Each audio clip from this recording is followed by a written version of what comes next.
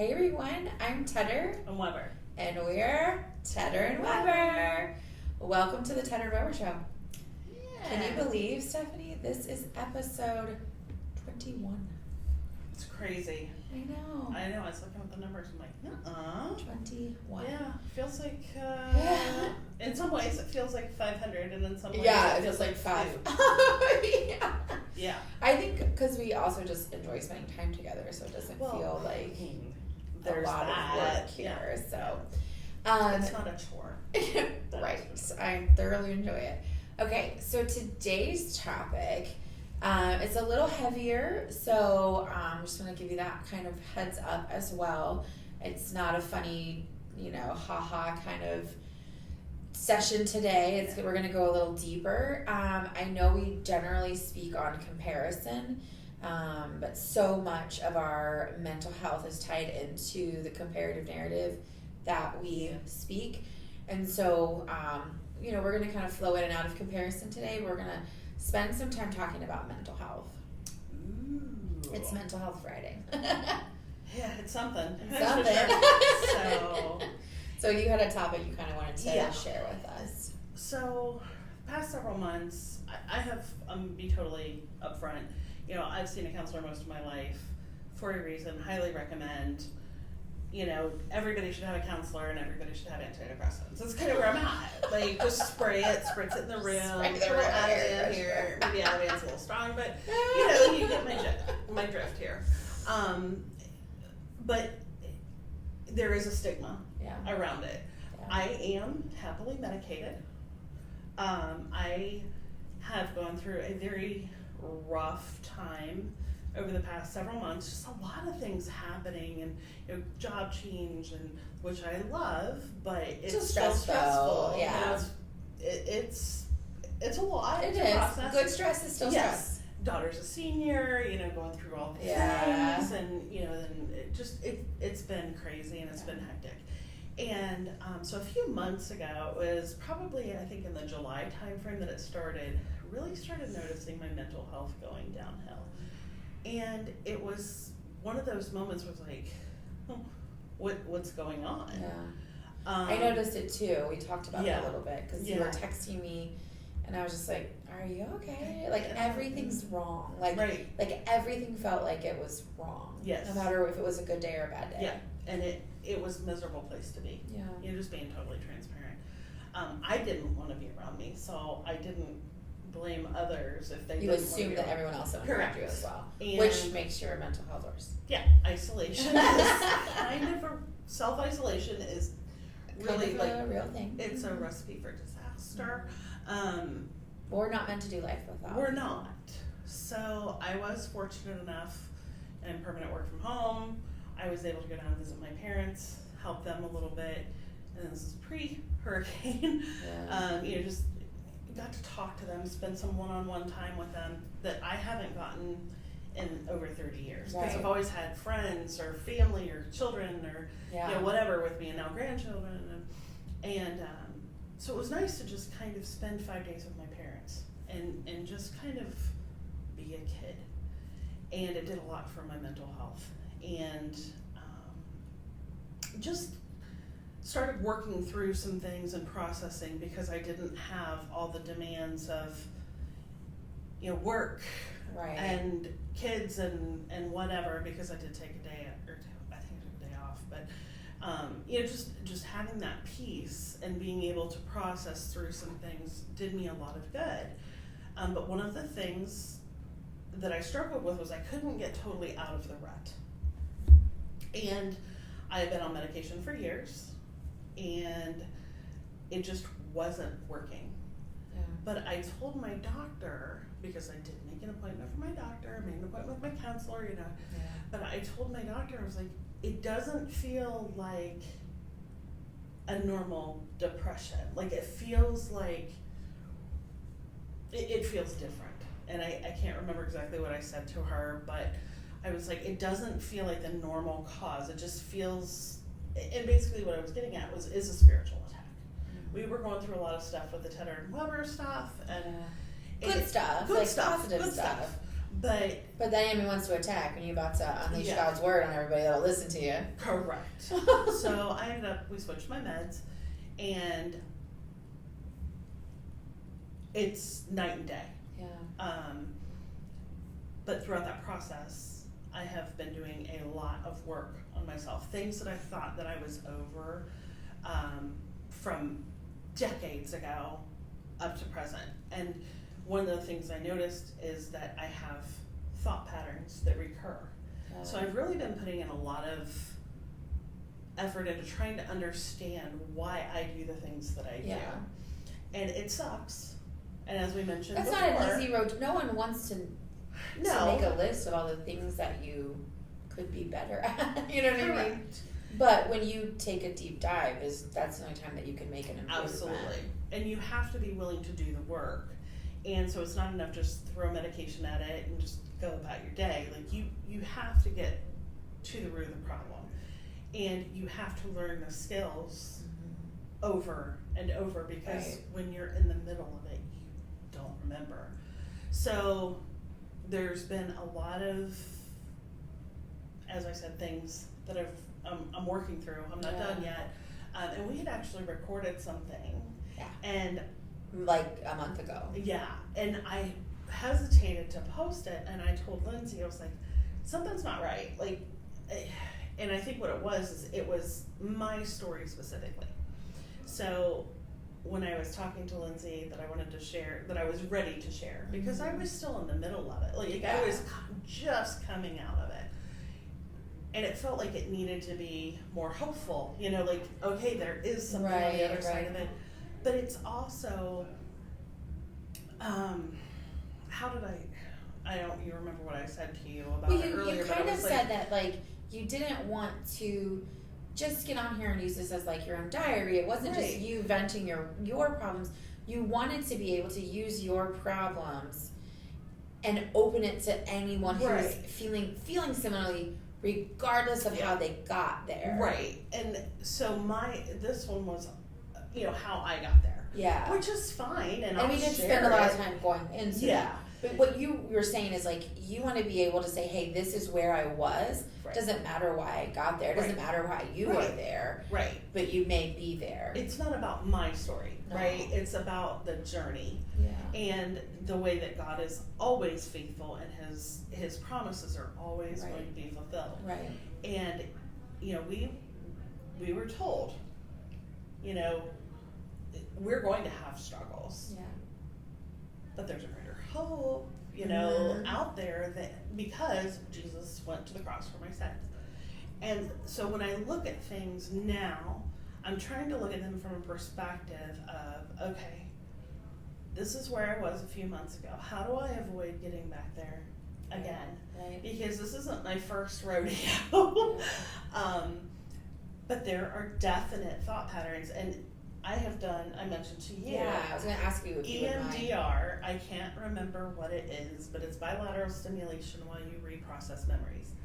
And when you do this with a Christian counselor, they pray and they invite God in. Yeah. And what you find is your thought processes will start going down, like you'll start with one story in your mind, and then you end up all the way over here. Yeah. But it's a similar thought pattern. So I did that. So when you explained it to me, I thought, and I could be wrong, but I just want to recap, because the way you explained it to me was so interesting. Okay.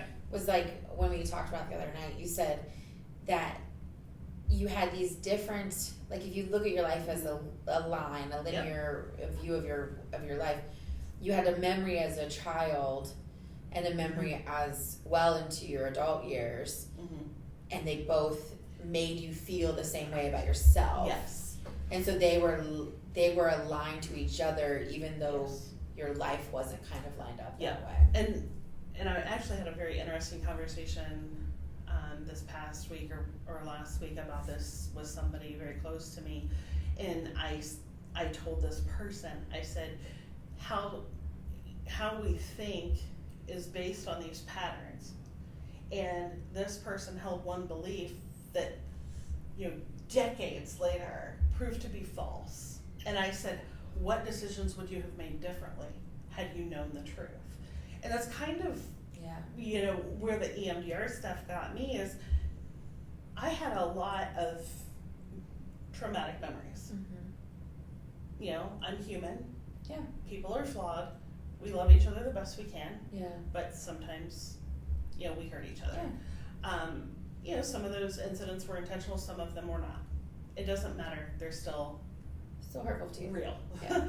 And so what I found was, even though these instances that I remembered were different and at different ages, they led me through the same thought patterns, and they formed the pattern of how I think and how I view myself. Yeah.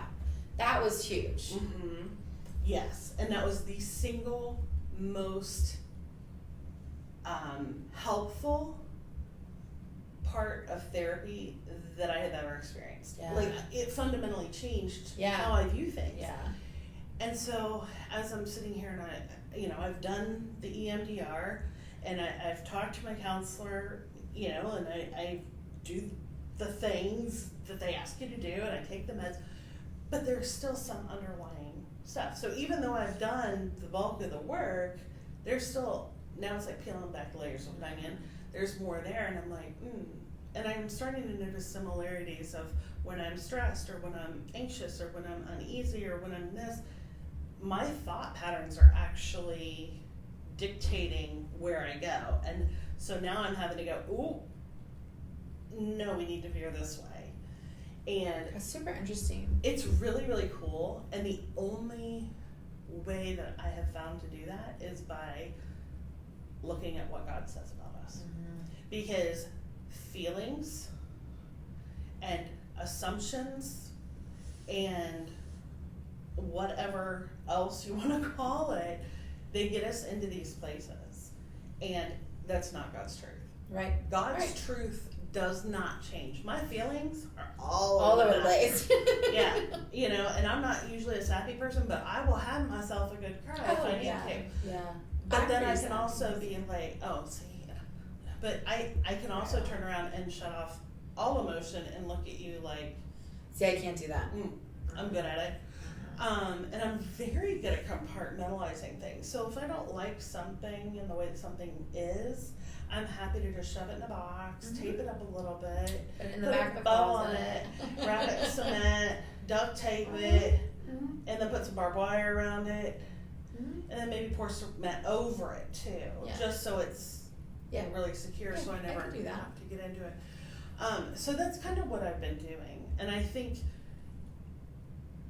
the reason I bring this up is because mental health is so vitally important, number one. It is. And it's not talked about enough.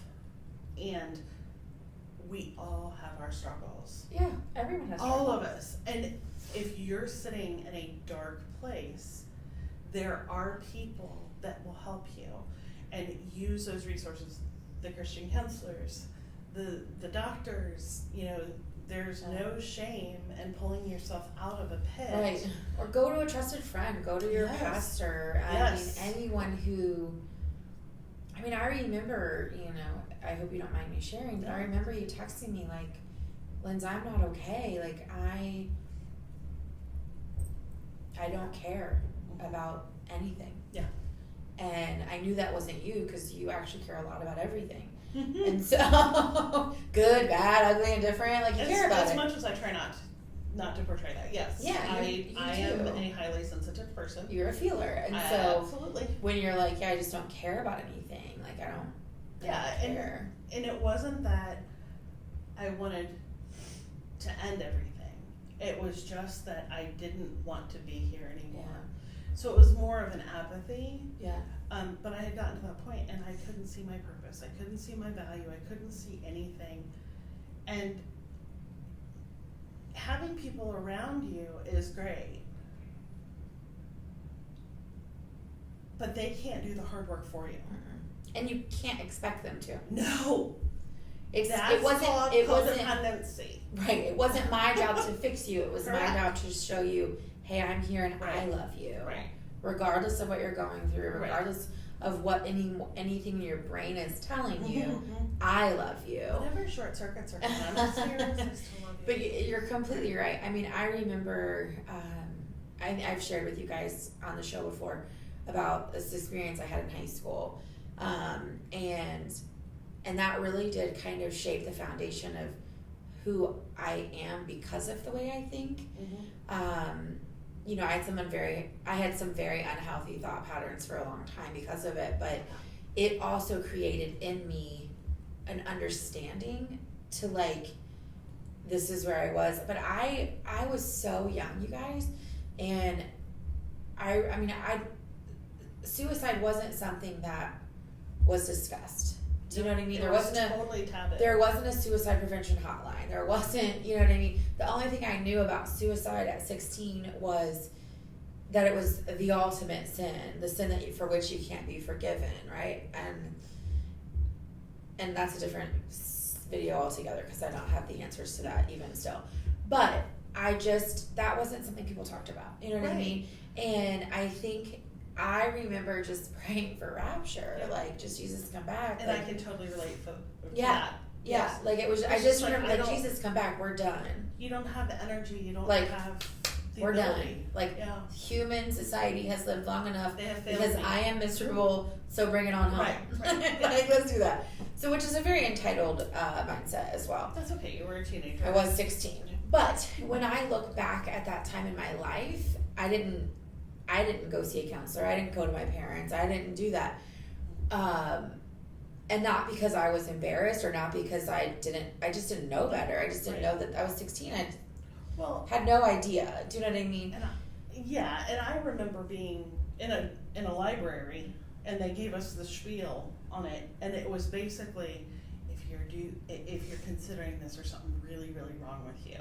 Like you're whatever. So I didn't know that. I don't have that. And so it just wasn't something people talked about. Like I just didn't really know about it. I didn't know that people really did that.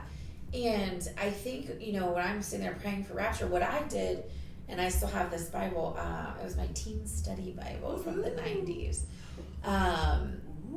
It was super special. It was like it neon? Super neon colors and like very Saved by the Bell design. But what I did, I couldn't sleep. I developed all these weird, I just wasn't in a good space. But that Bible, I mean, it's insane. I have so many margins where I have written desperate pleas to God to save me for what I'm feeling, and but that's what I did. I mean, I would wake up and I couldn't sleep, and I could just feel. I mean, I could feel evil on my head, like on my chest, even though I wasn't seeking it. Like I felt this weight, and I would just read in Psalms and Proverbs because it was this praise. I was just praising God, and I just stayed there, and I just wrote all these like, looking back, like these super broken, sad prayers and scribbles and pleas for help in the binder, like in the sides of my Bible, and I don't know how I got out of it other than that, honestly. Yeah. Well, and I think that's a very valid point. Like you can't just say, okay, I'm going to fix me. No. You have to surrender it. Correct. And resurrender and resurrender and resurrender and resurrender. Correct. Because and then again. And some more. A few more times just to be sure. And then it's still going to come back. I know. But it is. When you're younger, and in your case you weren't aware that existed. In my case, it was basically you don't do that, or you're never going to see the light of day again because somebody's going to lock you up in a mental institution. Right. Those were the two ends of the spectrum, and I don't know that there was a gray area. Like it was not. It was a very taboo topic. Yeah. It was not discussed. It wasn't. Well, now it's just so reticent. It's so heartbreaking. It's absolutely horrific. Yeah. And it's one of those things that, in one way, I'm very grateful that the communication lines are open. But in the on the other side, it's like the fact that they have to be that open. That's sad. You know, and so I just really want to encourage people that if you are feeling like something's just not quite right, or if you've been on meds, if you've never been on meds, if you're totally against meds, it's fine. That's right. You know, that's your thing. And it doesn't have to be prescription. I mean, there's herbs. There's Correct. You know, God gave us all sorts of things in nature as well. So. Yeah, and I think, you know, the biggest thing is that you have to be willing to do the work. You have to be willing. There's a line in the study someone pointed out last week, and it says, "You can't shine a light you're not willing to turn on." Yes. And that's true. Yeah. You have to be willing to set yourself up and do the work and do the hard pressing and the questions. You know, it's that song. It's in the pressing. You know, it's like this is where we're made. Yeah. Instead, if you wouldn't have gone through that and seen the other side of it, even though you're still processing, even though you're still working through stuff, I'm just so thankful. And I hate when people will say that they're proud of me when they're like not my parents, but like I have a level of pride. No, like proud. I'm proud in the fact that we can sit here and we can have this kind of honest dialogue, and we can both be like, look, I didn't want to be on this earth anymore. No. Both of us have thought that, and that sucks. And so I'm sure you've maybe thought that too. And so that's just not God's plan. No. He put you here for a reason. Right. Cling to that. Even if you don't know what it is, what it means, remember that He is always with you. Yeah. And talk to Him. Because honestly, you can be mad. And this is what I've always told my kids. You can be mad at God. Yeah. He can take it. His shoulders are broad enough. Like, I remember when my grandpa died, I was so angry with God. But every day, every time I got in the car, that was my prayer time. Yeah. And I would drive to work, and I was so angry. And I'm like, I don't understand why this had to happen. Like, He was my person, you know? And that's how my grandma was. And so it was just this constant, I don't understand, and I'm angry, and I'm whatever, but I was talking to Him. Yeah. And as long as you're talking to Him, He wants to listen. Tell you. Yeah. Just, I will caution you. Not. If you ask for it, He gonna give it. Yeah, and don't say, give me indisputable evidence, all of it. Like, give me a couple pieces of indisputable evidence that prove my point, or that disprove my point, or whatever it is that you're asking for. Just be perfect. Because otherwise, I think I said it in another video. I mean, but it becomes a big steaming pile of that you have to sort through. Evidence. But you know, God is so good, and His shoulders are so broad, and so if He can bring both of us from that place. You know, and you know, I know He can do it for anyone that's watching as well. And so if that is something that you're struggling with, if you're thinking about taking your own life, if you feel like this world would be better without you, that is such a lie. You are wrong. And I don't know you, but you're wrong. And so we're going to link the suicide hotline and some information as well for you. Didn't anticipate getting this emotional, but I think that we just both know that pain, and that's not at all in your plan. And so we want to just tell you that and pray that you can hear it. You have to be able to hear it to soak it in. So I pray that you can hear it. Yeah. And I just pray that you would seek counsel from a trusted source that can help you through this. And just always remember that God is there, even if you can't feel Him. Yeah. Because, trust me, I get it. I'm like, where are you? And He's like, well, you moved. Yeah. And ain't that the truth? Oh. Alright, let me go. Because that's always the case. Yeah. But absolutely. I just really would encourage you to seek what God says about you. Yeah. Even when it feels like chaos and craziness and whatever, you know, the reality is people get busy. This is a crazy world we live in. It's filled with constant distractions. And if somebody is not reacting the way that you would like them to, have that conversation with them, because they just may be... And just take it at face value. Like, don't read into things. Right. Like, I think that's when we get into our own head, is when we just make assumptions for people around us. We have unrealistic, unseen, subconscious expectations that we put on people, and it's not their job to bring us closer to God. It's our own job. And how many times have I said, "Oh, I thought I responded," or you said, "Oh, Yeah. I thought I responded"? It's because life happens. Yeah. It doesn't mean that I don't want to talk to you. I have never been that person. Like, No. I am always a fast responder. Yeah, But my life is insane. a little bit. And so I say that with love. A little bit. I know it is a lot of Or it, a lot of it. actually. Yeah. It's a lot of it. It's a lot of it insane. But It's a lot of crazy. it's a lot of things But it's happening good at for my house. It's fine. You'll know soon enough. But anyway, guys, we are so thankful. This is a little bit of a longer episode. So we're sorry. I hope you didn't cry with us, and if you did, maybe you enjoyed it. I don't know. Grab a tissue. If you're struggling, just please reach out to someone. Reach out to us. Reach out to anybody that can help you guys. Yeah. And Steph's gonna link everything like she does because she's our tech support, and so. Scare us all.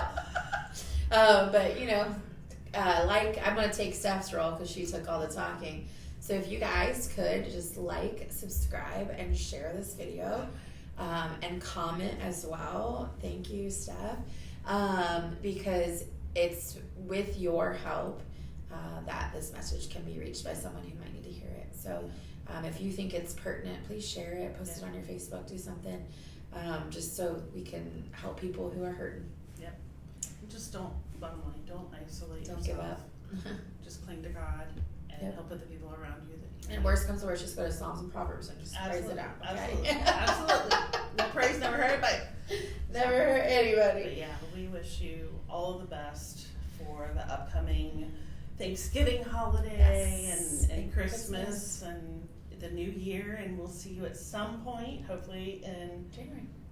Hopefully We'll see you in we'll see you in January. January. Hopefully. I'm gonna start using it.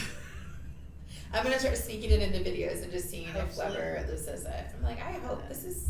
Hopefully that was that Weber cross. Everybody. But yeah, hopefully you'll have a wonderful time with family and friends, and or we'll just see you God. back hopefully in January. So we will be back. All right, guys. Thank you so much. You. We'll see you soon. Bye.